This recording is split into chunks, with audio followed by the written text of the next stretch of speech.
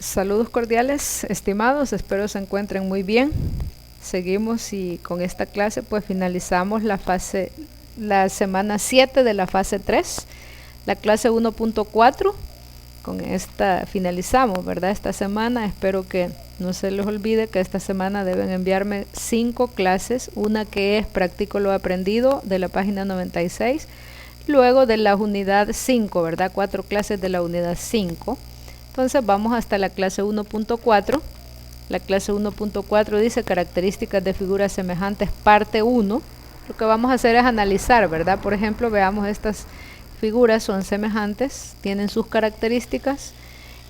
Dice la conclusión, en 2 o más polígonos semejantes, sus ángulos correspondientes son congruentes. Eso es como elementos que debemos analizar, ¿verdad? Que sus ángulos correspondientes sean congruentes, es decir, las medidas de sus ángulos son iguales. A eso nos referimos con congruencia. Sus ángulos correspondientes, los que se encuentran en la misma posición respecto al polígono, ¿verdad?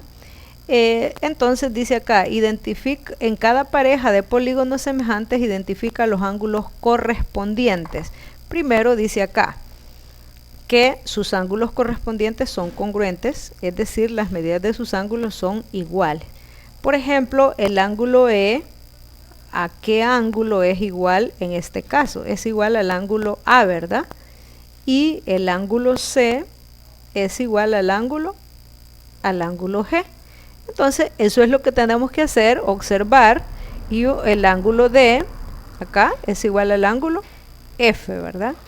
El ángulo B es igual al ángulo H. Ahí podemos ver nosotros por qué tienen la misma medida, ¿verdad? Así podemos observar esas características en esas figuras.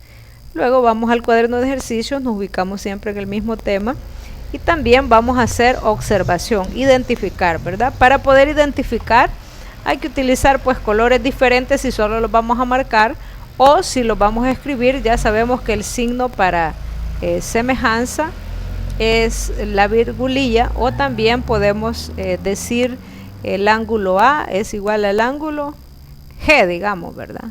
Eso también podemos utilizar esa notación. En eso consiste pues la clase. Espero que no tengan inconvenientes para poder realizar cada una de las actividades que se han explicado en esta semana.